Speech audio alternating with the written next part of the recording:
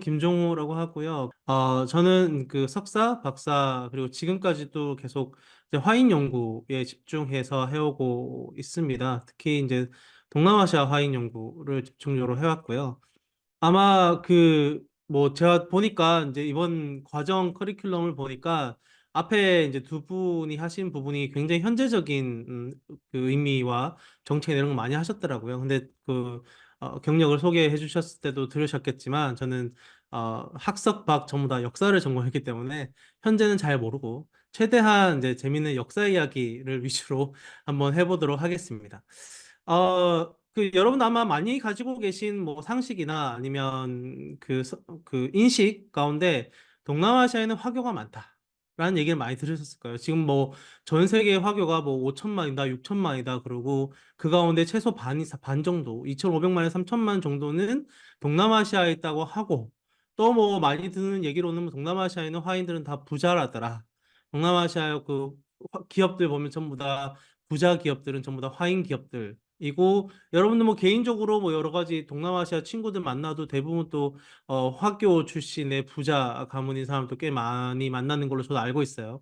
그런 것들이 사실은 동남아시아 화인에 대한 굉장히 많은 스테레오타입, 선입견, 편견을 가지게 되는 물론 사실 일부 사실이 맞긴 맞아요. 맞지만 또 한 가지는 우리가 또 알아야 될 것은 그렇다면 왜 그렇게 동남아시아에는 화교들이 많고 그렇게 많이 건너가서 그들은 또 어떻게 거기서 그렇게 많은 돈을 벌 수 있었으며 거기서 돈을 벌어가지고 지금까지 어떻게 유지해 올 수 있었는지에 대해서는 사실은 별로 궁금해하지 않고 잘 몰라요. 그렇지만 이제 우리가 그걸 좀 알아야지 그들이 거기에서 부를 축적한 과정, 돈을 어떻게 많이 모을 수 있었는지, 또 그들의 존재가 동남아시아라고 하는 지역에 대한 우리의 이해에 어떠한 영향을 끼치는지, 뭐 이런 것들을 좀 알 수 있지 않겠습니까? 그런 측면에서 오늘 그 강연을 조금 더 배경적인 측면에 좀 많이 설명을 하고 송금 네트워크는 끝에 조금 설명드리도록 할게요. 송금 네트워크는 사실은 중요하긴 한데 꼭 돈이 중요한 것이 아니라 송금과 함께 건너가는 편지들이 중요합니다. 그 편지들이 어마어마하게 많은 수가 축적되어 있기 때문에 뭐 거기에 대한 내용도 나중에 조금 하도록 할게요. 그렇다면 이제 우리가 화인에 대해서 좀 공부를 할 건데 이제 화인은 기본적으로 이주자들입니다. 동남아시아로 이주해 간 사람들이죠. 그래서 우리가 흔히 이주라고 하면 뭐 사전적인 정의로는 사람이 어느 장소에서 다른 장소로 이동하는 현상. 그게 꼭 국내에도 되고 국제에도 되죠. 상관없습니다. 그래서 예를 들어 뭐 저는 대구 출신인데 대구 출신으로 서울로 이주해 온 거죠. 아니면 또 국제적으로 보면 한국에서 다른 지역에 사는 것도 이주라고 볼 수 있죠. 그렇기 때문에 새로운 지역에서 어떠한 거주 목적으로 살 것인지도 역시나 중요하고 그게 영구적인 거주인지 일시적인 거주인지도 매우 중요한 요소입니다. 고려 요소입니다. 이런 측면에서 매우 중요하고요. 그래서 보통 이주는 뭐 개인 위주로 가기도 하고 가족 단위로 가기도 하고 아니면 우리가 흔히 보는 난민들이나 이런 걸 보면 막 집단 위주로 막 종족 하나가 이동하기도 하고 막 그러잖아요. 그런 집단 이주도 있고 매우 다양한 큰 단위의 이동이 있죠. 우리가 흔히 이주라고 하면 그 사람이 뭐 그냥 옮겨갔구나. 뭐 대구에서 서울로 이사 왔나 보다. 아니면 해외로 가서 좀 사나 보다. 그럼 좋겠지. 이런 정도의 생각만 가질 수 있지만 사실은 이주라고 하는 현상은 결코 쉬운 현상은 아닙니다. 왜냐하면 거주지의 재조정을 경험하는 것이고 내가 태어나고 자란 고향을 떠나서 새로운 고향을 만드는 거예요.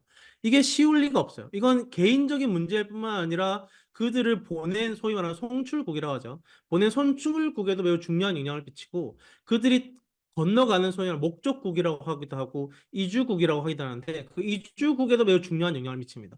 하나 예를 들어 볼게요. 우리 지금 우리 사회에 우리나라에 보시면 최근 정말 유명한 셀럽 가운데 우리가 그 한 남매가 있죠. 그 조나단하고 패트리샤 남매 있죠. 그 남매들은 보시면 많이 들어보셨겠지만 어렸을 적 정말 기억도 안 나는 어렸을 때 홍고 출신의 부모님이 한국으로 이주를 오셔서 여기에서 유년 시절을 보내고 초, 중, 고를 보내고 지금 각자 다 대학을 가가지고 또 그게 이제 이슈가 돼서 지금 거의 셀럽이 돼서 한국 사회에서 굉장히 잘 받아들여지고 있는 안면입니다. 그래서 그 가운데 이제 그 오빠인 조나단은 최근에 뭐그 기화 시험도 보고 군대도 갈 거라고 하죠. 그래서 만일에 그 친구가 이제 기화 시험을 보고 군대도 갔다 오면 정말 우리가 생각하는 진짜 한국 사람이 돼요. 그래서 실제로 그 친구는 콩고 말도 몰라요. 뭐 콩고에서 쓰는 프랑스 말도 조금밖에 모릅니다. 영어는 심지어 할 줄도 몰라요. 뭐 나중에 우리처럼 배운 영어예요. 그런다고 쳤을 때 그럼 그 친구가 귀화를 하고 이제 군대 나왔다고 이제 진짜 한국인으로 인정을 받게 되었을 때 그때부터 한국 사회에는 예외가 생깁니다. 그 사람은 조나단은 겉으로 보면 전혀 한국 사람이 아니에요. 피부색도 검고 거기에다가 완전히 흑인이죠. 흑인이고 콩고 출신이에요. 심지어 혈통도 우리가 흔히 알고 심지어 아시안계도 아니야. 아시안계도 아닌데 우리는 그 사람이 말하는 것, 그 사람이 행동하는 것, 사고방식 이걸 보면 그 사람이 한국에서 초중고로 나왔기 때문에 누가 봐도 한국인입니다. 한국 그 나이 또래예요. 그런데 이제 그 친구를 한국인으로 우리가 받아들이게 되면서부터는 어떻게 돼요? 한국인에 대한 개념이 바뀌어진다. 그전까지 우리가 가진 한국에 대한 개념은 그냥 아시안계의 모습에 한국 국적을 가지고 한국말을 할 줄 알고 한국 문화를 가지고 있고 이런 뭔가 우리가 가지고 있는 저 공통의 그런 정체성이 있잖아요. 근데 거기에 조나단이라는 사람이 나타나면 이 사람은 다른 건 다 똑같은데 피부색은 검은색이에요. 이때부터는 피부가 검어도 한국 사람이 될 수 있는 게 되는 거예요. 그때부터는 한국인에 대한 그러면 한국인이란 무엇인가부터 개념이 달라지게 됩니다. 그러니까 이게 이주라고 하는 현상이 단순히 그냥 어떤 한 개인의 선택으로 그냥 이주해 가서 먹고 살기 위해서 이주해 가서 돈을 벌고 가지고 돌아간다거나 돈을 보낸다거나 이 정도의 차원에서 끝나는 게 아닙니다. 그것을 보내는 국가, 그것을 받아들이는 국가에도 매우 중요한, 심지어 받아들이는 국가가 가진 정체성에도 영향을 끼칠 만한, 그리고 그 숫자가 하나, 둘이 아니라 수십만, 수백만일 경우에는 그것이 미치는 영향이 어마어마하다라고 하는 측면이 우리가 이주를 쉽게 보면 안 되는 거고, 지금 우리 한국 사회에는 이미 200만 명이 넘는 이주자가 있습니다. 그 사람들은 우리 한국 사람이 그 가운데는 진짜 한국 사람처럼 행동하는 사람도 있을 거고 그 사람 그 혹시 그 사람들 가운데 또 여기서 아기를 낳거나 뭐 출산을 하게 되면 그 친구들은 또 어떻게 될 것이며 이런 문제는 어마어마하게 중요한 문제죠. 한국이라고 하는 국가의 형태, 정체성을 결정짓는 측면에서 그렇기 때문에 우리가 그렇지만 한국 사회는 단군 이래로 이 정도로 많은 외국인을 우리 공동체 내에 둔 적이 없어요. 그렇기 때문에 우리는 아직 이주자를 받아들이고 그들을 하나의 이제 여러 문화적 배경을 가진 사람들 가운데 하나로 받아들이는 소위 말하는 다문화, 다인종, 다종교에 대한 경험이 없습니다. 역사적으로 없어요. 우리 DNA에 없어요, 그런 게. 그렇기 때문에 이제부터 우리는 만들어 가야 됩니다. 그러면 우리가 그냥 맨땅에 헤딩할 수는 없죠. 그렇지만 우리가 바로 밑에, 여기 바로 밑에 있는 동남아시아에는 이미 지금 현재만 해도 2,500만 명, 많으면 3천만 명의 화인 이주자들을 이주자들이 역사적 수백 년 동안 여기에 거주해오고 이주해오고 뿌리 내리고 뭐 온갖 갈등을 겪은 경험을 가진 지역이 있어요. 우리가 그 지역에서 어떻게 이주자를 받아들이고 그들이 다문화 가운데 하나로 형성되는지를 그 역사적 경험을 한번 보는 것만으로도 매우 중요한 타산지석, 반면 교사가 되는 것이죠. 그런 측면에서 우리가 동남아시아 화인들의 이주와 그들의 이주 경험을 공부할 필요가 있다라는 측면에서 오늘 강의가 마련됐다라는 점을 말씀을 드리고요. 그래서 우리가 흔히 이주라고 하면 관련 용어는 뭐 이런 것들이 있습니다. 뭐 에미그레이션, 이미그레이션, 디아스포라, 트랜스보더, 트랜스내셔널, 마지널레이션, 하이브리드, 뭐 소위 말하는 경계, 뭐가 이동하는 것, 이동해서 벌어지는 각종 문화적 혼종성 이런 모든 것들을 전부 다 이주라고 하는 현상에서 학술적으로 많이 쓰이는 용어고요. 그리고 이주가 가지고 있는 경제적 효과도 굉장히 큽니다. 특히 현대 사회를 보면 2020년 기준으로 2억 8,100만 명이 이주자라고 하는데 그 가운데 1억 6,900만 명이 노동이주입니다. 노동이주는 거의 대부분 어디서 가는 거예요? 바로 후진국에서 선진국으로 돈을 벌러 가는 경우가 많죠. 어, 그렇기 때문에 이제 그들은 대부분 또 뭐 해요? 송금을 보냅니다. 왜냐하면 그들이 노동 이주하는 이유는 고향에 있는 가족들을 먹여 살리기 위해서. 뭐 처자식일 수도 있고 부모님일 수도 있고 뭐 친척들일 수 있죠. 아니면 내가 여기서 돈을 바짝 벌어서 고향으로 금이 환영하겠다라는 것. 그렇기 때문에 진짜 연간 이 정도 규모의 돈들이 이제 송금으로 오가는 것이고 특히 몇몇 국가는 이 송금이 굉장히 중요한 내셔널 인컴이 되기도 합니다. 예를 들어 필리핀 같은 경우에는 가사도우미를 매우 많이 배출하면서 그들이 보내오는 돈으로 어쩌면 내셔널 인컴이 매우 중요한 비중을 차지하고 있으면서 중요한 사업 분야이기도 하죠. 그런 식의 우리가 보지 못하는 세계들이 있다라고 하는 것이 이주가 설명해 주는 것들이고요. 이제 오늘 우리가 본격적으로 봐야 될 지역은 바로 이 남중국해를 중심으로 바다를 건너는 중국계 이주민들에 대해서 한번 알아볼 겁니다. 그들의 과거와 현재. 그리고 그들의 존재가 얼마나 중요했는지는 우리가 이 슬라이드를 통해서 알 수 있어요.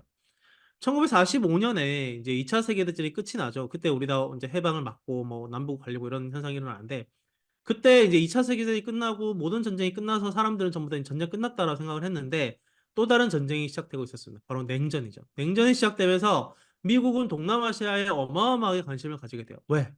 이제 소위 말하는 이게 도미노 효과라고 하는데요. 보시면 아시겠지만 위에 소련이 공산화되었죠. 그리고 국공내전으로 중국이 공산화되었죠. 그리고 북한이 공산화되어서 지금 환경을 호시탐탐 노리고 있습니다. 그리고 북베트남도 호치민을 중심으로 공산화되었죠. 그러니까 따다다다닥 그러니까 도미노처럼 공산화 과정이 똑똑 되는 것처럼 보이는 거예요. 그러니까 미국이 이 지역이 완전 공산화되면 너무나 곤란하니까 여기에 막 개입하기 시작합니다. 그래서 우리가 잘 아는 2차 인도 차이나 반도 전쟁을 불리는 베트남 전쟁도 일어나고 그리고 뭐 수하르토에 의한 인도네시아에서 학살이라든가 아니면 각 지역에서 했었던 각종 이제 대공산주의 관련된 각종 뭐 학살, 내전 이런 것들은 배후에 항상 미국이 있었습니다. 그랬을 때 미국이 1차적으로 관심을 가진 이들이 누구냐면 바로 동남아시아에 거주하고 있었던 화교. 화교들은 이때도 이미 돈이 많고 거기에다가 또 중요한 문제는 그들과 에스닉적으로 그러니까 종족적으로 같은 중국이 공산화되었잖아요. 그래서 동남아시아에 있는 많은 화교들이 그 많은 자본력과 인구적 그 역량을 가지고 공산화된 중국을 도울 것을 굉장히 염려했어요. 그래서 여기 제가 여기 한 두 가지 책이자 뭐 연구서들이 발간되기도 합니다. 전부 다 과연 동남아시아에 있는 화인들은 어떤 종류냐? 그들의 정체성은 무엇이냐라는 것에 대해서 이제 연구한 것들이에요. 전부 다 이랬을 때 둘 모두 공통적으로 지적하는 사람은 동남아시아에 있는 화인들은 중국에 있는 중국인과 다르다.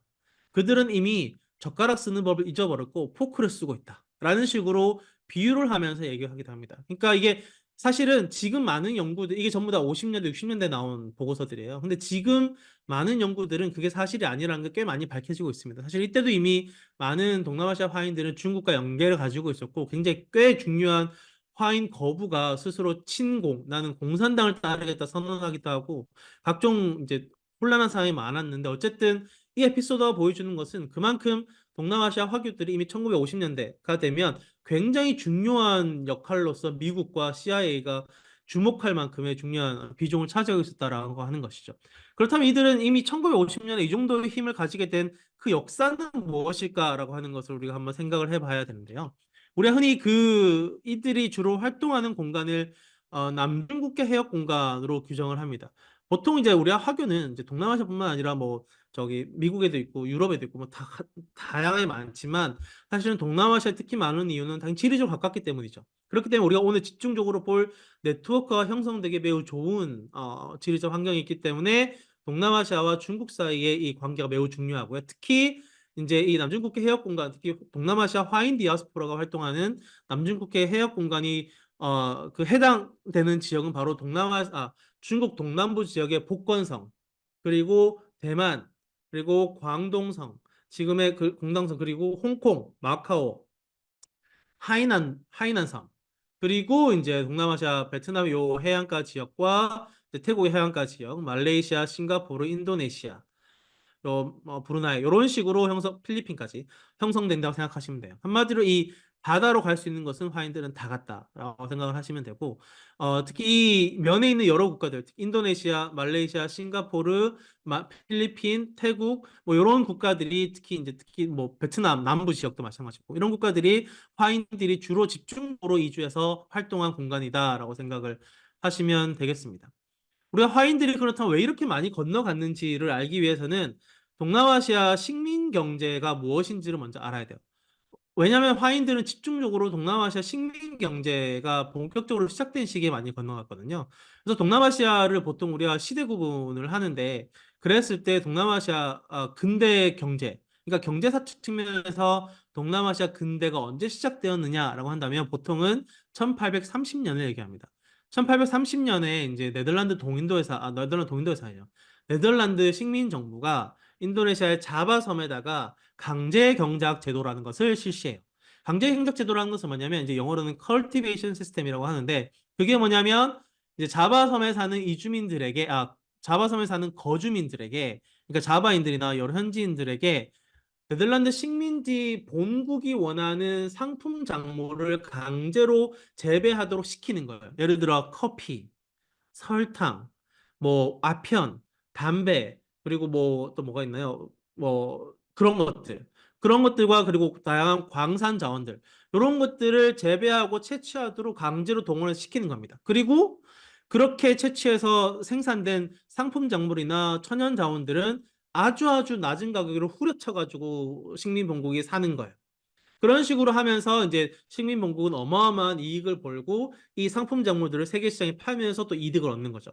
이런 식의 식민지 구조를 이제 네덜란드 식민정부가 자바섬을 중심으로 만들었고 이게 동남아시아 전역에 퍼지면서 영국도 따라하고 프랑스도 따라하고 스페인도 따라하고 다 따라요. 그래서 뭐 말레이 반도 그리고 뭐 대륙부 동남아시아, 필리핀 이런 지역에서 소위 말하는 여러분 많이 들어보셨을 플랜테이션 그러니까 대농장 같은 것들이 생겨나게 되는 것이죠. 그래서 이제 보시면 아시겠지만 해안구 동남아시아 지금 아까 지도로 보시면 보통 요런 지역들을 해안구 동남아시아라고 하고 요 지역을 대륙부 동남아시아라고 하는데 해안구 동남아시아는 주로 방금 말씀드렸던 그런 수출용 상품 경제 상품 이 상품 작물들, 천연 자원들. 그리고 대륙부 동남아시아는 태국이나 미얀마나 뭐 캄보디아나 베트남 남부 북부 지역에는 쌀이 어마어마하게 유명하기 때문에 쌀을 주로 경작시키는 방향으로 가는 것이죠. 그래서 문제는 유럽의 식민주의자들이 동남아시아 땅을 봤더니 동남아시아는 땅이 노는 땅이 많아요. 그동안 개발 안 된 땅도 많고 개발 안 된 땅도 많은데 문제는 그래서 여기에서 대량의 플랜테이션, 대농장을 형성을 해가지고 많은 상품 작물들을 정말 엄청나게 많이 생산을 시키면 그만큼 많이 이익이 될 것 같아. 그런데 문제는 사람이 없어. 동남아시아인들은 인구가 너무 적어. 그런데 마침 여러분 딱 지도 보시면 아시겠지만 동남아시아 양옆에 뭐가 있어요? 지금도 그렇지만 당시에도 전 세계에서 가장 인구가 많은 중국과 인도가 있었죠. 그래서 여기에서 노동력을 막 끌어오기 시작합니다. 1800년대 초중반부터. 그래서 흔히 1800년대 중반, 1900년대 중반까지 이어지는 요 100년의 기간 동안 동남아시아 지금의 복건성, 광동성 이쪽 지역에서 이제 동남아시아로 노동 이주가 어마어마하게 많이 발생이 됩니다. 그래서 보시면 아시면 이런 식으로 많이 이주를 한다라고 하는 것이죠. 그래서 어마어마하게 많이 가. 특히 인도인들 같은 경우에 특징은 뭐냐면 인도인들은 당시 인도가 영국의 식민지였잖아요. 그러다 보니까 영국의 식민지가 형성된 지역을 중심으로 많이 가요. 그래서 버마, 그리고 말레이시아, 싱가포르, 나중엔 또 홍콩, 그리고 이제 상하이의 요런 상하이 지역의 조개 지역 이런 데 많이 갑니다. 그래서 아마 홍콩이나 싱가포르나 뭐 싱가포르, 홍콩 이런 데 보시면 뭐 상하이 조개지도 그렇고 이런 데 보시면 그 근대식의 경찰 병력 가운데 인도인인데 머리에 터번을 이렇게 막 크게 둘러쓴 사람들 있죠. 그런 사람들 많이 보실 거예요. 그런 사람들 이때 많이 동원돼서 건너간 시크 교도들. 아니면 뭐 요쪽 남부 지역에 보시면 요 남부 지역이 타밀 지역이거든요. 타밀 지역에서 건너간 타밀인들 또 굉장히 많고 이런 식으로 많이 건너가 중국인 같은 경우에는 복건성, 광동성, 하이난도 요 지역에서 주로 많이 막 여기저기 막 건너갑니다. 필리핀 이런 지역도 많이 건너가는 식으로 이주를 해간 것이죠.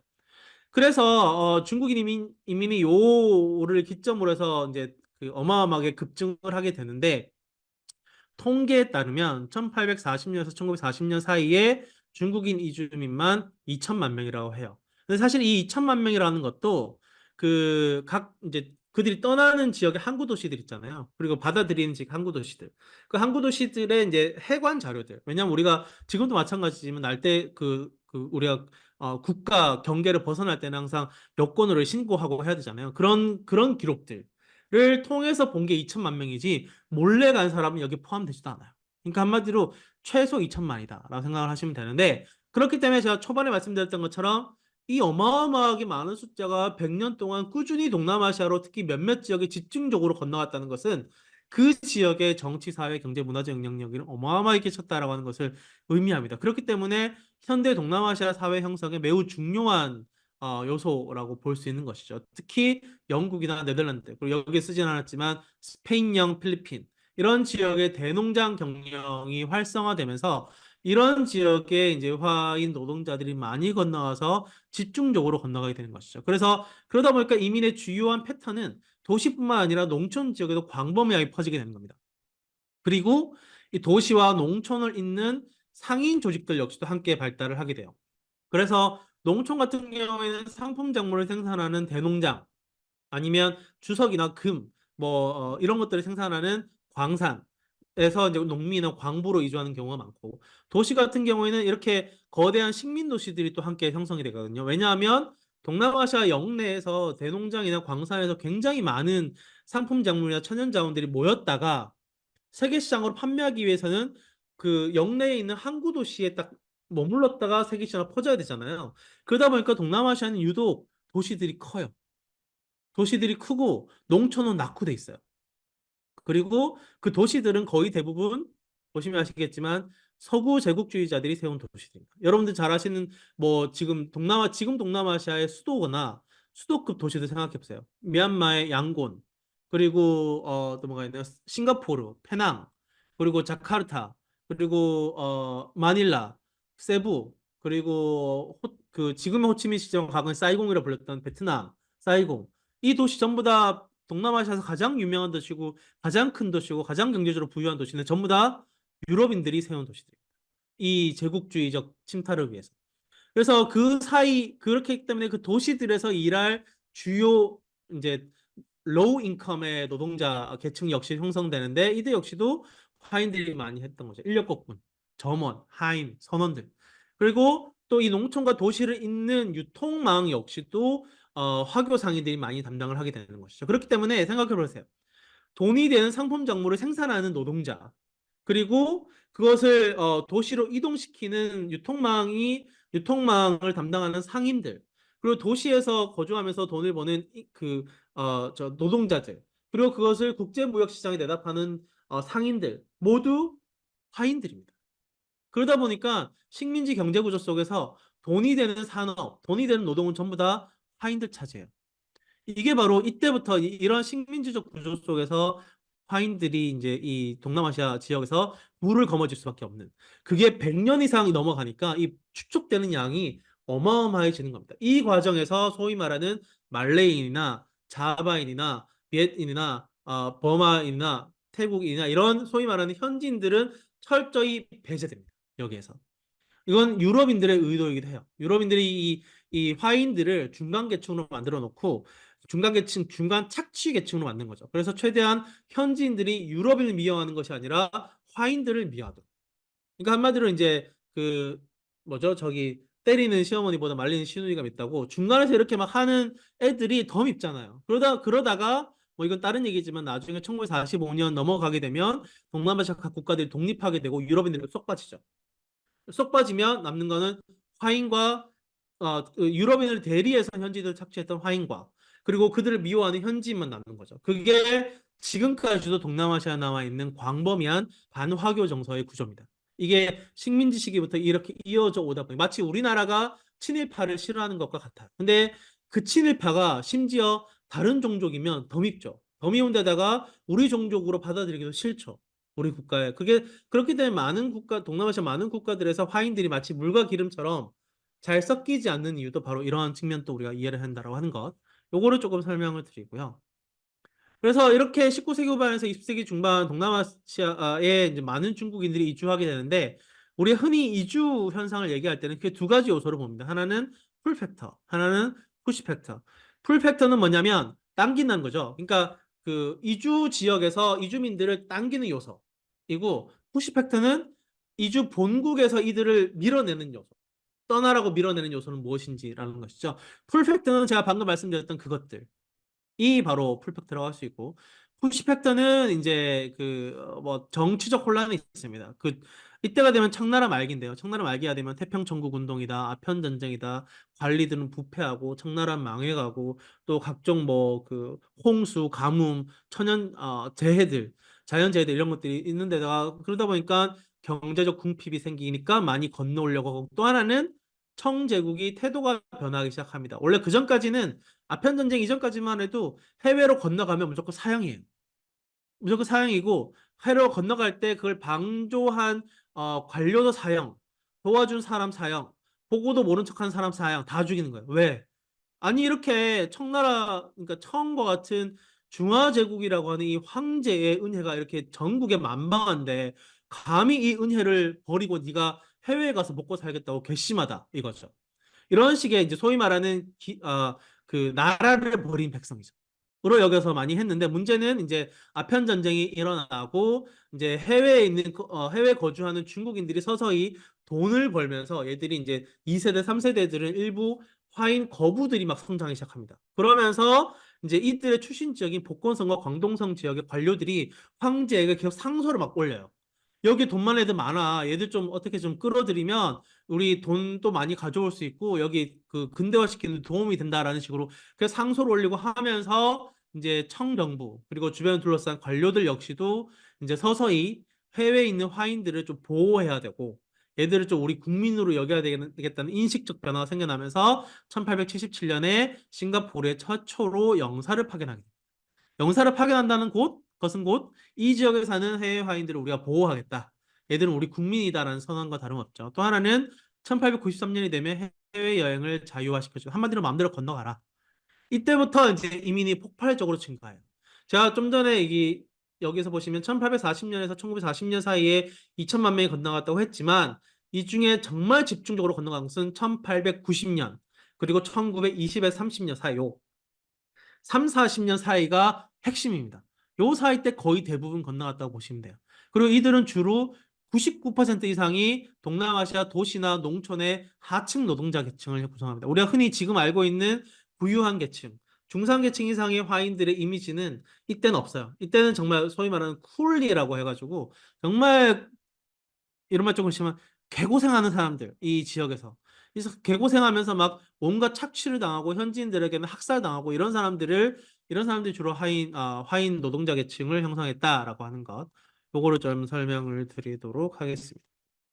해외에 거주하는 이 중국인 이주민들을 청정부와 중앙정부에서 이들을 어떻게 규정 지을 것이냐가 이슈가 됩니다. 그러다가 이제 이들 어떻게 규정할 것인가에 대해 용어의 제정이 필요하다 보니까 19세기 후반, 그러니까 19세기 후반부터 그리고 1900년대 초반에 청정부가 국적법을 발표를 하는데 그때 이제 처음으로 화교란 용어가 공식화됩니다. 그전까지 화교를 안 쓴 건 아니지만 공식적으로 이제 그 해외에 사는 중국계 이주민들은 화교다라고 한 것은 이제 이때부터라고 할 수 있죠. 화교란 용어의 용례는 화는 이제 우리가 흔히 알고 중하인, 중국인의 화자고 교라는 단어는 한자어로 뜻이 외부에 잠깐 머무르는 사람. 인 것이죠. 그러니까 화교란 단어는 중화인으로서 해외에 잠깐 머무르는 사람을 뜻합니다. 한말 이때는 사실은 그 어떤 중국인 또 99% 이상의 노동 이주자들도 내가 여기서 평생을 살리라라고 생각해서 간 사람 없어요. 살고 보니 평생 산 사람이 있었겠지만 그 당시만 해도 나는 여기에 한 3, 4년 살다가 돈을 바짝 벌고 혹은 가족들이 먹고 살만해지면 혹은 내 자식이 성인이 될 때까지 교육만 잘 시켰을 때 그때 다시 돌아가리라는 생각으로 오는 거지. 내가 여기서 평생 살려고 누가 짐작을 하겠어요. 그러다 보니까 이때는 화교란 용어가 너무나 당연한 용어의 제정인 것이죠. 그러다가 나중에 한 수십 년, 100년 이상 지난 이후에 학자들이 봤더니 화교란 용례와는 다르게 해외 여기에 동남아시아든 뭐 미국이든 어디든 여기에 영구하게 거주한 사람들도 많더라.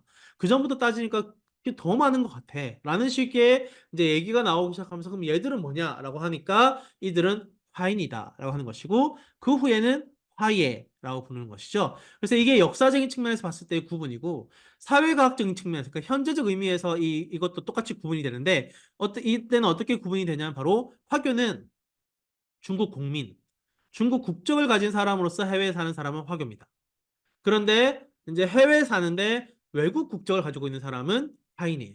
이런 식으로 이제 사회과학적으로는 그러니까 그 역사적으로 보면 국적이라는 개념이 생긴 게 얼마 안 됐기 때문에 이런 구분은 무의미해요. 청나라 국적 그런 게 어디 있어요. 그렇지만 지금 봤을 때는 이제 화교 화인은 국적에 따라 나뉘는 즉 사회과학적인 측면에서는 근데 역사적인 측면에서는 이런 식이 있는 거죠. 그러니까 언젠가 돌아올 사람들을 화교로 가르치고 영원히 사는 사람들을 화인이라 가리키는 이런 식의 구분이 되는 것이죠. 또 하나는 제가 초반에 말씀드렸던 것처럼 중국인 이 시기에 이제 중국 동남 지역에서 동남아시아로 건너온 지역들은 크게 다섯 개의 방언 그룹으로 나뉩니다. 첫 번째는 복건, 광동, 조주, 백가, 해남 이렇게 다섯 개의 그룹으로 나뉘고 이걸 소위 말하는 제가 여기에 쓰진 않았지만 방언 그룹이라고 합니다. 방언 그룹. 다이얼렉트 그룹인 거죠. 왜 방언 그룹이냐? 이들의 이제 사투리가 어마무시합니다. 사투리가 완전 달라요. 우리 흔히 알고 있는 전라도, 경상도 사이 정도의 차이가 아닙니다. 제주도와도 막 완전 다른 언어예요. 다른 언어. 우리가 흔히 아마 여러분 여기 좀 나이가 있으신 분들은 아시겠지만 정말 90년대, 80년대, 90년대 때 홍콩 영화에서 많이 쓰던 그런 말. 그런 말들은 소위 말하는 광동인들의 방언인 캔터니즈라고 부르죠. 그리고 복건인들은 주로 호키엔이라고 합니다. 그리고 조주인들은 떼오추, 객가인들은 하카, 하이난들은 그냥 우리가 흔히 쓰는 만다린의 하이난이라고 해요. 그리고 이 단어의 만다린, 그러니까 지금의 중국 보통어의 발음으로는 후젠, 광동, 저쪽 커지아, 하이난이지만 그들의 방언으로는 호키엔, 캔터니즈, 떼오추, 하카인 거예요. 그래서 지역 구분은 후지엔이 여기에 있고 광동은 주로 광저우와 이제 션전, 쭈하이 그리고 여기 그 밑에 보면 홍콩, 마카오 이런 지역이고 요 지역이 이제 자오쩌우 지역입니다. 자오쩌우는 오히려 복권과 가깝고 객가는 어디냐? 객가는 복권 지역의 그 배후지와 이 광동 지역의 배후지에 퍼져 사는 사람들. 아마 여러분들 뭐 다큐멘터리 필름이나 그 뭐 이런 거 보시면 예전에 아마 신서유기인가? 거기서 그 이제 요 복권 지역에 한번 간 적이 있어요. 거기 보시면 그 굉장히 뺑그랗게 둘러싼 토르라고 불리는 뺑그랗게 둘러싼 약간 그 요새 같은 집이 있어요. 막 성채처럼 지어놓은 그런 것들은 대부분 이 복권 지역의 객가인들이 많이 세운 곳입니다. 그렇게 생각하시면 하이난 지역은 하이난도에서 건너온 사람들. 다섯 개 방언 그룹은 아니고 이외에도 없는 건 아니에요. 예를 들어 이 북쪽에 있는 저지앙 지역의 뭐 온조라든가 아니면 닝포 저지향 상인들도 일부지만 여기 많이 건너왔고 또 운남성의 중국인들도 이제 산지를 건너서 많이 건너와요. 근데 이제 압도적 다수, 진짜 99% 이상은 요 다섯 개의 분류로 설명이 가능합니다. 동남아시아 화인 방언 그룹은 그렇다라고 보시면 되겠고요. 그래서 이 다섯 개 방언 그룹은 언어도 다르고 문화도 다르고 음식 문화도 심지어 달라요. 예를 들어 뭐 호키에는 그 프론 누들 새우 프론 누들이 유명하고 뭐 캔터니즈는 뭐 볶음밥이 유명하고 띠오추는 볶음면이 유명하고 뭐 하이나는 뭐 저 뭐죠? 우리가 흔히 알고 있는 그 뭐라고 하나요? 그 싱가포르의 유명한 치킨 라이스 아니면 뭐 저기 싱가포르 슬링 아니면 카야 토스트 이거 전부 다 하이난들이 만든 겁니다. 하이난들을 독특한 그 음식 문화에 굉장히 능숙한 사람들이에요. 뭐 섬 사람들이기도 하고 또 하나는 하이난들이 약간 레이트 커머예요. 그러니까 동남아시아 이들보다 좀 늦게 왔어요. 그래서 얘들이 전부 다 돈 되는 분야는 다 장악하고 있다 보니까 하이난들은 주로 어디 가냐면 바로 주방장, 집사, 아니면 쿡보이 이런 식으로 하다 보니까 나중에 영국인들이 물러나고 난 이후에 영국 음식 문화 그리고 현지 트로피칼한 음식 문화, 중국 음식 문화 다 합쳐가지고 싱가포르와 말레이시아에서 그런 식의 카야 토스트, 싱가포르 슬링, 뭐 어, 저기 차이니스 형태의 그 브렉퍼스트 아니면 홍차, 밀크티 이런 것도 사실은 이 하이난들이 굉장히 잘 했다고 그러고 또 뭐 아까 말씀드린 치킨 라이스 또 역시나 하이난들의 발명품입니다. 이 전부 다 하이난들이 만든 음식 문화인 거예요. 뭐 이런 식의 이제 각자 구분들이 다 있다라고 하는 것이고 또 하나는 푸젠, 호키엔들은 주로 해양부 동남아시아에서 주류입니다. 예를 들어 싱가포르, 말레이시아, 인도네시아, 필리핀, 보르네오 이런 지역에 사는 화인들은 호키엔, 푸젠 그룹이 주류예요. 말 그대로 메인스트림입니다. 이 사람들밖에 없었다는 얘기는 아니고 다 같이 있는데 이 중에 누가 리드하느냐는 이제 그 지역은 호키엔이고 그리고 떼오추는 지금의 태국에 있는 대부분의 화인들은 이 떼오추 출신입니다. 그리고 캔터니즈는 어디 지역에서 리딩하지 않아요. 그냥 떼오추는 약간 좀 전 세계적으로 퍼져 있는 느낌 맞습니다. 그래서 우리가 흔히 알고 있는 주로 캔터니즈들은 동남아시아에도 많이 갔지만 한편으로는 미국, 호주 요런 데 그 골드러시 시기 있죠. 그 시기 때 금광 캐는 노동자들 아니면 철도 개선한 노동자들 요 대부분 다 캔터니즈예요. 그래서 우리가 흔히 알고 있는 미국에서 지금 미드 보시면 많이 먹는 그 아메리칸 차이니스 푸드 있죠. 그 대부분 다 캔터니즈 푸드입니다. 그런 식의 이제 구분이 있다. 그리고 커지하는 숫자가 너무 적어요. 그렇지만 그들끼리의 결속은 굉장히 끈끈하다라고 하는 것. 하이난은 뭐 하이난이고 그런 식으로 이제 구분이 된다라고 하는 것. 그래서 그러다 보니까 이제 이 100년의 시간 동안 이 수천만 명의 이 중국인이 이 남중국해를 계속 왔다 갔다 하다 보니까 자연스럽게 그들만의 네트워크가 생깁니다. 그래서 우리 흔히 학자들은 이 네트워크를 세 개로 구분합니다. 하나는 이민, 하나는 무역, 하나는 송금. 이민은 방금 말씀드렸던 그 이민자로서 왔다 갔다 하는 그 프로세스들입니다. 그러니까 이들을 어떻게 동원을 하고 때로는 납치하기도 하고 속이기도 하고 막 이래서 막 데리고 와요. 막 데리고 와가지고 아니면 고향 선배가 돈을 많이 벌어가지고 고향에 가가지고 고향 후배들을 데려오기도 하고 막 이런 식으로 많이 이런 식으로 이민 프로세스가 많이 이루어지고 무역은 보통 이제 중국의 물품과 동남아시아나 유럽의 물품을 교환하는 방식으로 많이 이루어지기도 하고 또 하나는 이제 생각해 보시면 중국인들이 동남아시아에 많이 건너가잖아요. 수십만, 수백만이 건너가는데 이 사람들이 뭐 동남아시아에 건너갔다 해서 아, 나는 이제 동남아시아 건너왔으니까 말레이 사람처럼 입고 말레이 사람처럼 밥 먹고 말레이 사람처럼 먹고 살 거야. 이렇게 생각하진 않잖아요. 이거 오더라도 난 몇 년 일하다 돌아갈 거니까 여기 왔다고 해서 나는 뭐 현지인처럼 살 거야라고 뭐 체험하는 것도 아니고 일하러 왔는데 그러니까 당연히 중국식으로 밥을 먹고 중국식으로 옷을 입고 중국식으로 사는 거죠. 의식주를 중국식으로 해결하는 겁니다. 그러다 보니까 이 중국인들이 필요한 생필품들에 관련된 무역도 역시나 매우 중요한 포션을 차지합니다. 특히 19세기 이후다. 왜냐하면 숫자가 어마어마하니까 이 사람들의 생필품 무역만 해도 굉장히 많은 무역 규모가 되는 거예요. 그리고 개인적으로 이제 우리 오늘 그것의 이제 일부 주제이기도 하고 또 하나 매우 중요한 요소 중에 하나가 바로 송금이 있습니다. 생각해 보시면 이 이주민이 많다는 거는 이주민이 많고 그중에 99%가 고향의 가족을 부양하기 위해서 건너간 일시적 노동자다라고 한다면 이 사람들이 정기적으로 송금을 보내잖아요. 근데 생각해 보시면 뭐 예를 들어 뭐 100만 명이 한 달에 1달러만 보내도 100만 달러입니다. 그 돈이 거기에다가 생각해 보시면 이 돈이 이 사람들이 동남아시아에서 일한다는 것은 동남아시아에 있는 식민지 지배층 하에서 일한다는 거예요. 그 말은 곧 이게 다 외환이에요. 외환. 그러니까 외국 돈을 한 달에 수백만 파운드, 수백만 길더, 아니면 수백만 뭐 레알, 헤알, 뭐 스페인 그걸로, 혹은 수백만 US 달러 이걸로 벌어서 그들의 고향에 보내는 거예요. 이게 사실은 어마어마한 자본의 순환이고 외환의 이동입니다. 그것 때문에 이게 이 돈을 단순히 이 돈에 보내는 것에 그치는 것이 아니라 이 외환이니까 당연히 중간에 환전도 해야 돼요. 환전하면 뭐가 생겨요? 환차익이 생기죠. 그리고 그걸 노리는 은행들이 막 예를 당시에 있었던 HSBC, 차터드 은행, 도이치방크, 아니면 지금 유명한 뱅크 오브 차이나, 뭐 지금 또 유명한 OCBC, 그러니까 화교은행, 요런 기업, 요런 은행 다 참여. 왜냐면 얘들도 전부 다 이걸 외환 끌어가지고 환차익하면 되니까. 그리고 뭐 끼어들고 또 뭐가 있나요? 또 그 당시 장개석이 있거든 국민당 정부, 식민 정부 다 요걸 노립니다.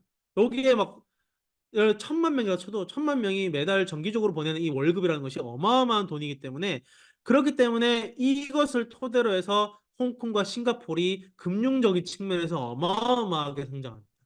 이 중요 성장하는 이유 중에 하나예요. 홍콩과 싱가포르가 이 19세기 중후반과 20세기 초중반 때 이 100년의 시기 동안 뭐 그렇습니다. 그래서 이러한 네트워크가 생긴다라고 하는 것이고 우리는 그 중에서도 이제 송금을 보는 것이죠. 송금을 보시면 이제 방금 말씀드렸던 것처럼 19세기 중반에서 20세기 중반 중국인 대량 이민의 목적이 당연히 경제적 압박으로 인해서 단기간 체류하면서 송금을 통해서 가족을 부양하겠다라는 것이 목적이기 때문에 이민이 증가한다는 것은 곧 송금이 증가한다는 것을 의미합니다. 그래서 이 대량 송금이 가져다 준 영향이 매우 커요. 국제 경제를 보면 당시 청제국이라든가 신해혁명 이후에 성립된 중화민국 같은 경우에는 서구, 그러니까 유럽 국가들과 계속해서 무역을 하는데 계속 무역 적자예요. 이 무역 적자를 여기 옆에 표에서 보이는 것처럼 어느 정도 메워줍니다. 예를 들어 평균적으로 15%는 메워져요. 거기다 30년대 넘어가면 20% 넘게 메워집니다. 이게 복건성, 광동성의 작은 두 성에로 보내지는 송금이 이 광대한 전체 중국 경제의 무역 적자의 20%를 메워준다는 건 이게 어마어마한 돈이라는 것입니다. 그래서 이 근대 시기 중국 경제를 거시적으로 보는 많은 학자들이 반드시 얘기하는 것 중에 하나가 바로 화인 송금입니다. 화인 송금. 화인 성금이 끼친 영향이 매우 커요.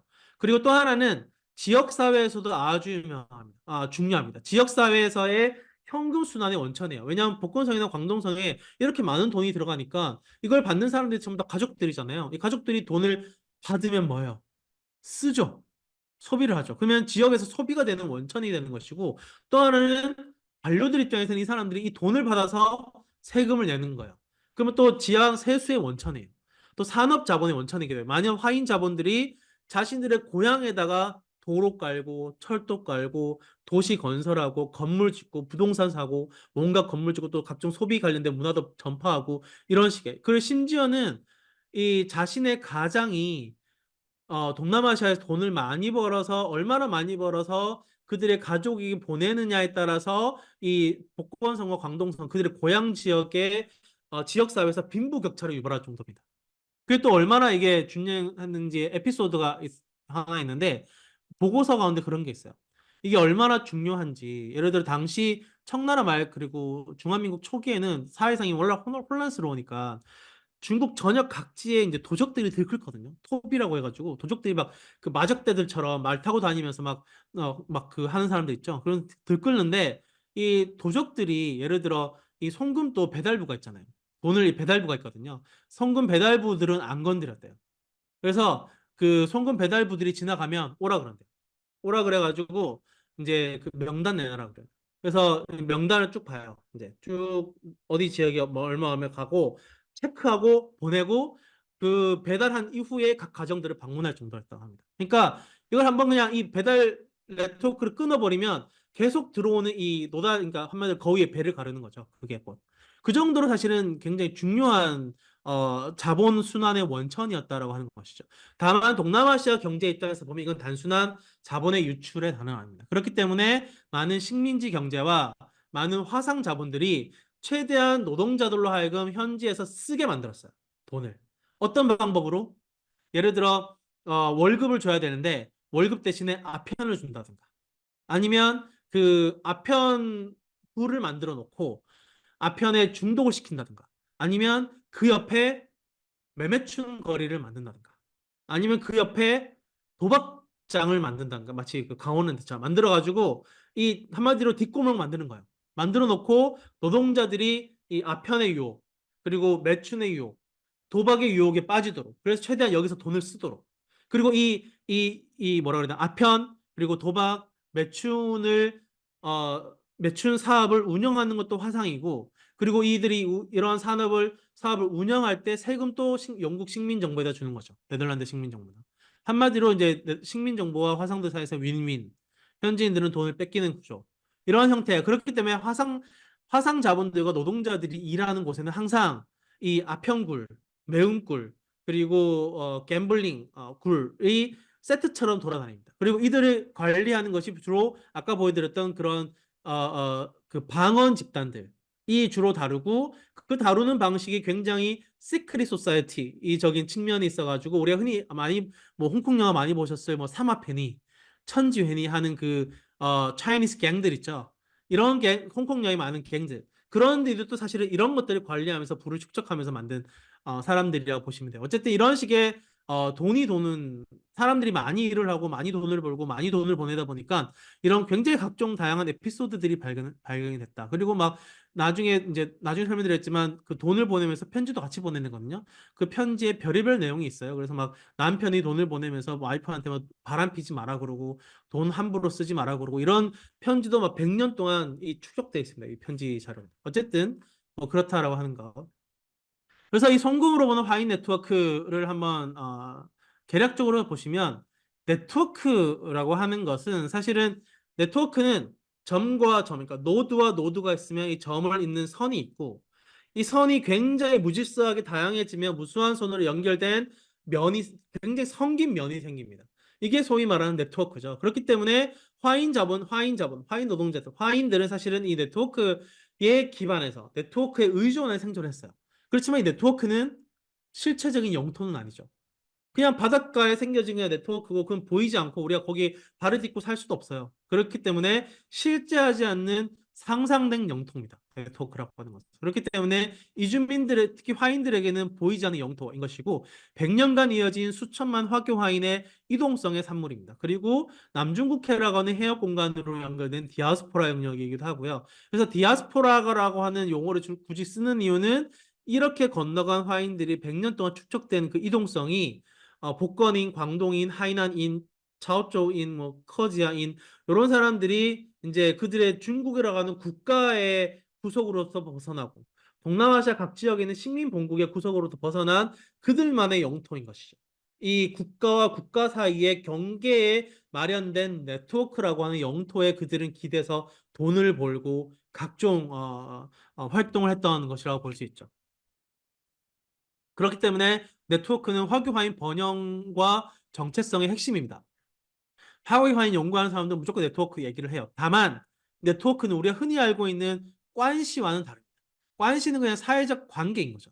그렇지만 네트워크는 이게 100년 동안 쌓이고 계속 이어지다 보면 네트워크는 이 관시까지 포함한 일종의 제도, 시스템, 약간 화인들이 기대하는 인프라에 보이지 않는 인프라라고 볼 수 있습니다. 이것을 가장 잘 보여주는 것이 바로 송금 네트워크의 작동 기제라고 할 수 있고 이 네트워크가 지금도 작동이 되는 건지 그리고 화기화인 네트워크의 현재 미래는 무엇인지도 역시나 매우 중요한 주제라고 할 수 있지만 오늘 그것까지는 하지 않을 거고요. 그래서 화기화인의 이제 시작 노동 송금의 시작은 바로 노동 이주로부터 시작이 되는 것이고 그래서 요건 다 설명드렸었죠. 굉장히 많은 노동자들이 있고 그러다 보니까 교향이라고 해요. 그러니까 화교들의 고향을 교향이라고 하거든요.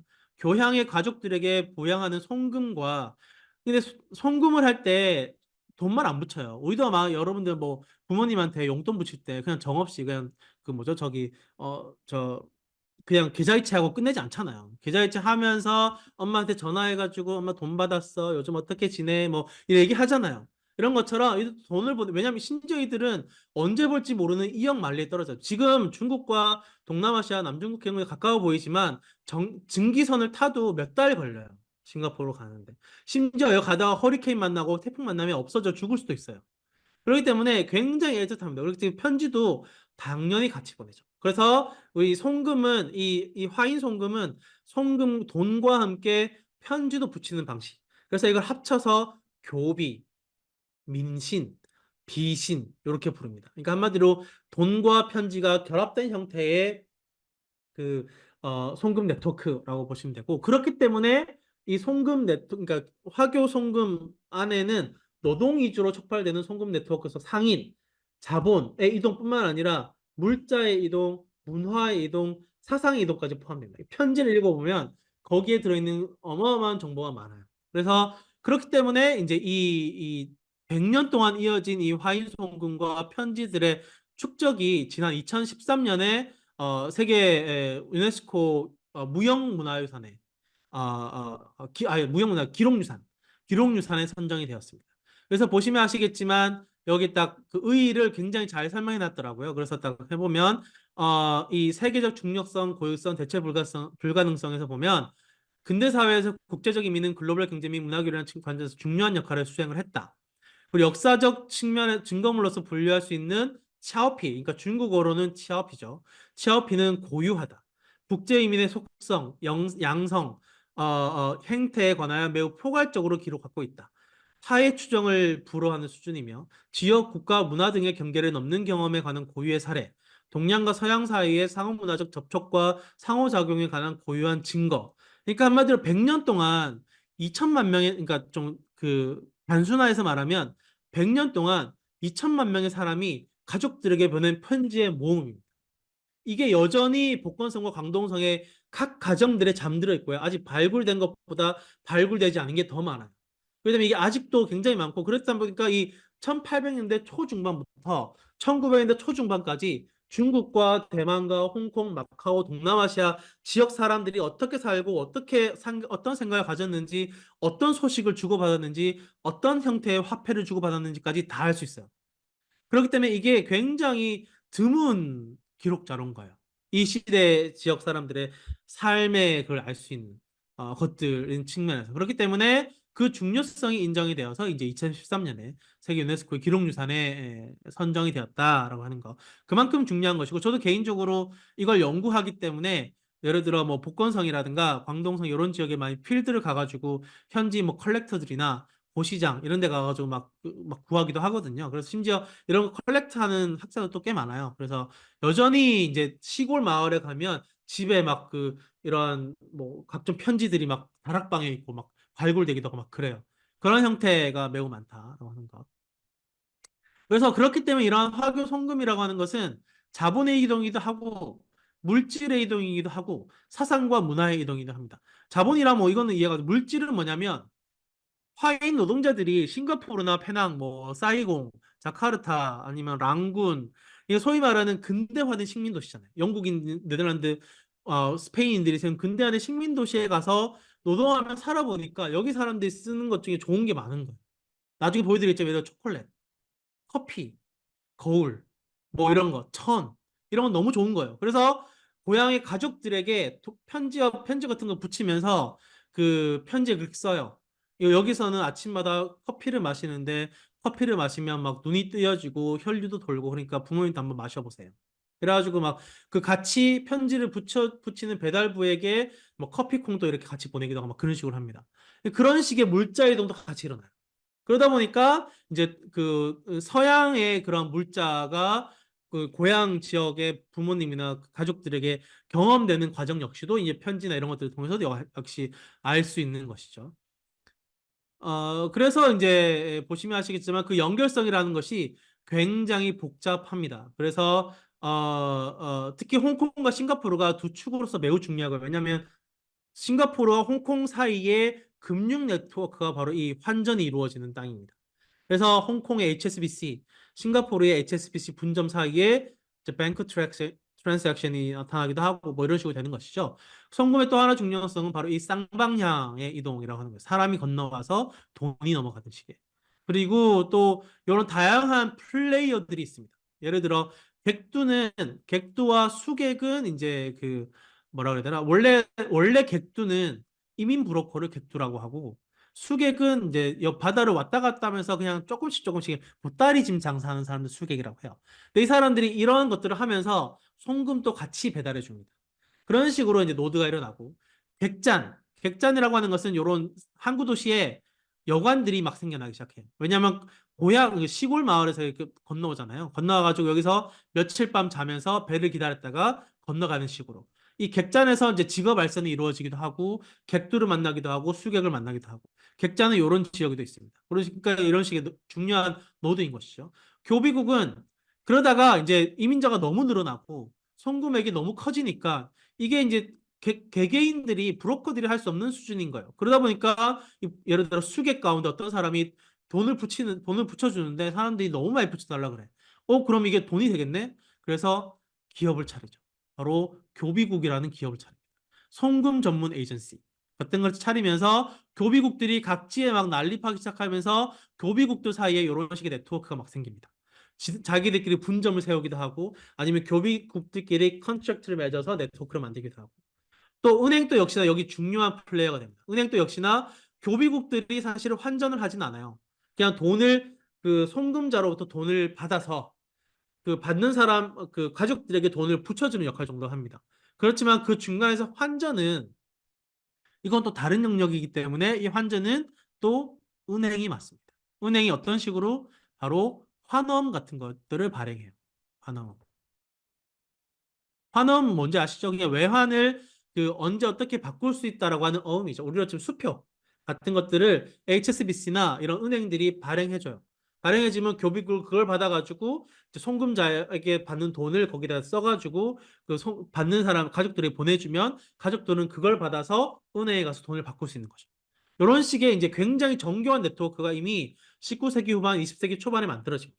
그래서 이런 식의 이제 굉장히 네트워크가 만들어지기 때문에 이거 중요하다라고 하는 것이고.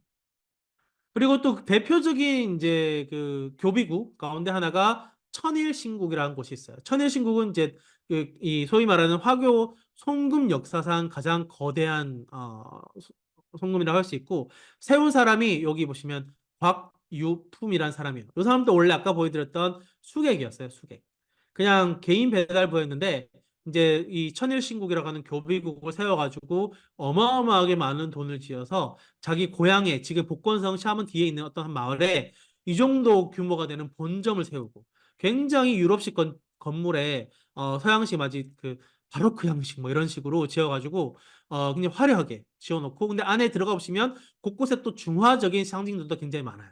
그래서 소위 말하는 이런 건축물들이 복건성이나 광동성 이런 지역의 유산으로 굉장히 많이 남아 있습니다. 이런 것들이 소위 말하는 동과 서가 합쳐져서 만들어진 건축 디자인인 것이죠. 어쨌든 이 교비국이 천일신국이 이제 샤먼 지역을 중심으로 각지의 네트워크를 가지고 있었어요. 이런 식으로 직접적으로 분점을 다 세워가지고 굉장히 와이드하고 복잡한 네트워크를 기업 하나가 가지고 있는 정도의 규모를 가지고 있었다고 하고 요거는 이제 그 아까 말씀드렸던 환엄이 보시면 이게 오버시 차이니스 뱅킹 어, 뱅크거든요. 그래서 오버시 차이니스 뱅크 코퍼레이션은 지금의 OCBC죠. OCBC이고 여기 보시면 천일신국 도장을 딱 찍어놨죠. 이런 식으로 표시해놓은 여기서 발행한 이제 여기서 OCBC에서 받아가지고 발행한 이제 어음이다라고 해가지고 여기서 돈 얼마 이제 써가지고 이제 그, 어, 컨트랙트를 맺은 교비국이나 아니면 송금 받고자 하는 사람에게 직접 전달하기도 하고 이런 식의 굉장히 정교한 근대적인 형태의 금융 시스템이 이미 송금 네트워크를 바탕으로 만들어졌다라고 하는 것입니다. 그래서 보여드렸던 것처럼 이제 그 은행의 역할이 매우 중요하다. 환전, 환호음, 환차익으로 굉장히 많은 돈을 벌었고 이것을 통해 성장한 대표적인 기업이 바로 OCBC입니다. OCBC. OCBC가 보시면 아시겠지만 지금 싱가포르 여행 가시면 이렇게 생긴 건물이 있어요. 여기 지금의 OCBC입니다. 지금까지 남아있는 건물이고 세워진 것은 1919년에 푸젠계 상인들이 푸젠 클랜드를 위해서 설립한 은행이고요. 그게 지금은 아마 올해 보니까 글로벌 2000에서 동남아시아 1위더라고요. 그 기업 그 가치가. 그래서 보시면 지금 현대가 104예요. 근데 이제 OCBC가 181위. 그리고 또 하나 특이점은 이 OCBC에 보시면 로고 보시면 로고 딱 보시면 바다를 건너는 배의 형상입니다. 그래서 여전히 그 정체성을 가지고 있는 거예요. 우리는 건너온 사람, 혹은 그 바다를 건넌 이동성에 기대서 돈을 벌었다라고 하는 이 정체성을 여전히 가지고 있다라고 하는 측면에서 이제 OCBC도 중요하고, OCBC는 화인 자본이지만 화인 자본 은행들이 여기에 개입하기 전까지만 해도 HSBC나 아니면 차터드 뱅크나 아니면 도이치방크나 아니면 뭐 이런 은행들이 역시 아니면 또 미국의 시티은행 또 이런 기록들에서 보입니다. 그리고 나중에는 이제 지금도 남아있는 중국의 중국은행, 뱅크 오브 차이나도 역시나 여기서 중요한 역할을 하죠. 그리고 이제 화교은행이 이런 식의 그 뭐라 해야 되나 어음을 내기도 하고 또 이런 편지를 보낼 때 보시면 편지 뒷면에 이런 식으로 돼 있어요. 돼 있으면 도장이 굉장히 많죠. 이게 하나의 교비국이 이 굉장히 긴 네트워크를 감당할 수 없기 때문에 네트워크마다 교비국들이 중간 교비국들이 있습니다. 그래서 교비국도 지날 때마다 이 도장을 하나씩 다 찍는 거예요. 그런 식으로 어디 거쳐왔다라고 것을 또 이걸 통해서 알 수 있는 겁니다. 그리고 이제 화교은행이 이제 이렇게 신문에 광고를 내요. 화교은행 유한공사 증설 민신부 개사. 그러니까 화교은행에서 민신부는 이제 화교송금이죠. 화교송금 담당 부서를 증설했으니 알려드립니다라는 의미고 보시면 아시겠지만 광동성, 복건성, 광소성의 이 모든 도시들에 우리가 송금을 다 보낼 수 있습니다라는 거. 그건 사실 OCBC가 여기 모든 지역에 지점을 가졌다는 뜻은 아니에요. 한마디로 이 모든 지점에 이 모든 지점에 있는 교비국으로 돈을 붙일 수 있다라는 의미입니다. 이런 식의 이제 굉장히 이제 정교한 네트워크가 형성되고 또 이런 근대식 은행 기업 역시도 송금 네트워크 속에서 성장할 수 있었다라고 하는 것이죠. 그 속에서 매우 다양한 화폐들이 쓰이는 것도 역시나 발견할 수 있습니다. 예를 들어 지폐를 쓰기 전에는 많은 화인들도 그렇고 중국도 그렇고 은화를 썼어요. 그래서 은화에 예를 들어 은화가 100% 은이 함유된 은화란 없습니다. 그래서 보통은 뭐 90%, 92%, 88% 여기에 따라서 이제 은의 종류가 달라요. 그리고 은화에 어떤 것이 새겨져 있는지에 따라서 또 종류가 달라요. 예를 들어 스페인 황제의 얼굴이 새겨져 있느냐, 아니면 독수리 얼굴이 새겨져 있느냐, 아니면 위안스카이 얼굴이 새겨져 있느냐에 따라서도 또 은의 종류가 다릅니다. 그래서 굉장히 다양한 은이 뭐 대양 뭐 이런 식으로 되어 있고 뭐 화은이라고 하면 꽃이 그려진 은행 뭐 이런 것들 그리고 해외 발행 화폐들, 예를 홍콩 달러, 해협 식민지 달러, 스페인 달러, 뭐 미국 달러 뭐 이런 것들. 현지 발행 화폐들. 아모이 달러는 시아몬을 얘기해요. 시아몬에서 발행한 달러. 이게 각 지역마다 이 화폐가 다른 이유는 각 지역마다 쓰는 은화에 들어간 은의 비율이 다릅니다. 그래서 예를 들어 복건성과 광동성 지역 상인이 거래하기 위해서는 그 저울이 필요해요. 그래서 우리 옛날 그 중국 옛날 뭐 무협 영화나 아니면 중국 옛 그 사극 이런 거 보시면 상인들이 거래할 때 항상 저울을 들고 다녀요. 들고 다니면서 이제 은을 재요. 재가지고 여기에 은이 몇 퍼센트 들었는지를 계산해서 거기에 맞춰서 우리 성에 은화를 주는 식으로 하기 때문에 뭐 이런 뭐 그런까지 디테일한 말씀 좀 그렇고 또 하나 재밌는 이 편지 중에 하나가 1948년에 필리핀의 우위엔카이라고 하는 사람이 부인에게 보낸 돈을 함께 보내면서 편지가 지난날 보낸 미국 달러는 향후 송금이 이어지지 않을까 걱정할 때를 위한 것이니 결코 평상시에 용품을 사는 데 쓰지 않아야 한다. 라고 하면서 이제 일상 비용을 쓰는데 피할 수 없을 경우에도 결코 마음대로 쓰지 말아야 한다라는 식으로 한 거죠. 이게 굉장히 흥미로운 이유 중에 하나는 1948년이 되면 2차 세계대전이 끝나고 2차 세계대전이 끝나고 냉전이 시작되면서 어떻게 되냐면 그 전까지는 그레이트 브리튼이었던 영국이 이제 세수다가 쑥 떨어지고 미국이 쓱 올라오는 거예요. 올라오는 거를 이미 필리핀에 있는 이 화인이 아는 거죠. 그러니까 달러 보내니까 달러 가지고 있어. 라는 겁니다. 이때 이미 이런 상황은 또 알 수 있는 거죠. 이런 편지들을 통해서. 또 하나 목적이 이제 이걸 통해서 재산을 뭐 가지고 있다. 그리고 부인에게는 함부로 쓰지 마라. 이런 얘기도 뭐 이렇게 경고성을 날리는 식의 이제 얘기들도 있고 환호음도 역시나 중요한 사료들 가운데 하나입니다. 이런 환호음들이 굉장히 많아요. 뭐 그 이베이나 옥션 이런 데 검색해 보시면 진짜 많습니다. 이런 거. 굉장히 싸게 살 수 있어요. 그리고 아까 말씀드렸던 이런 편지들에는 굉장히 다양한 물자들이 쓰여져 있습니다. 이거 보낼 테니까 잘 써보세요. 이거 좋아요. 뭐 이런 식. 예를 들어 뭐 초콜릿, 손톱깎이, 비누. 또 비누가 특히 많더라고요. 제가 해보니까 비누가 굉장히 인상적이었나 봐요. 그 사람들. 천, 시계, 뭐 천연 자원들, 신발, 우산, 유리병, 철통 등의 공산품. 양삼은 그 미국에서 나는 홍삼이 있어요. 미국에서 나는 홍삼을 양삼이라고 하는데 그것도 매우 중요하게 왔다 갔다 했나 봐요. 그리고 뭐 공예품, 부채, 종이, 뭐 혁대, 거울, 과자 이런 것들은 제가 발견을 했는데 뭔지 모르겠어요. 당시 방언으로 쓰이기도 했고 또 이 한자가 정확히 어떤 것을 의미하는지 잘 모르겠어요. 예를 들어 이런 것들 같은 경우에는 포라고 쓰였으니까 어떤 천의 종류인 것 같은데 정확히 어떤 천을 얘기하는지 모르겠고 이런 분이라 쓰이는 것은 또 보통 보면 요거 뭐 그 화장품이거든요. 그래서 이것도 그런 것 같은데 정확히 어떤 것을 모르겠고 뭐 이런 식의 또 있습니다.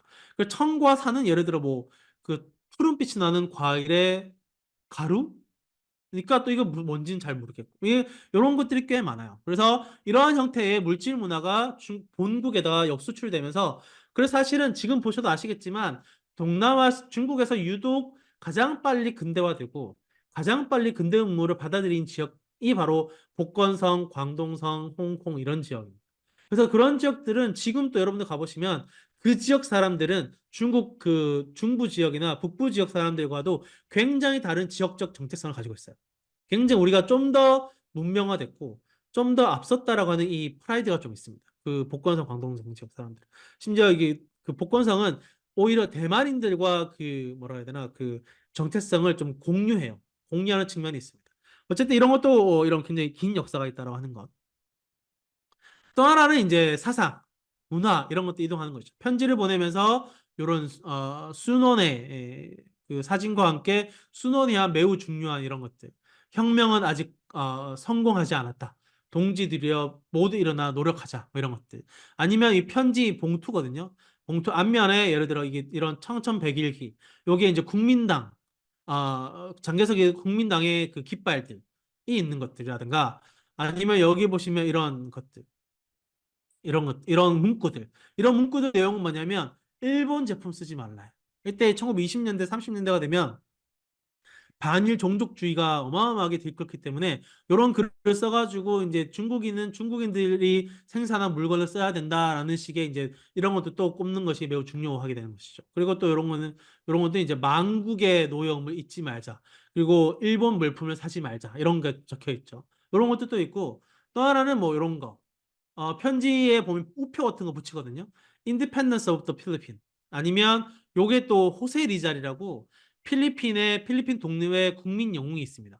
이런 사람들의 우편을 붙임으로써 이 동남아시아에는 지금 민족주의 열풍이 불고 있다는 것을 은연중에 보여주는 것이죠.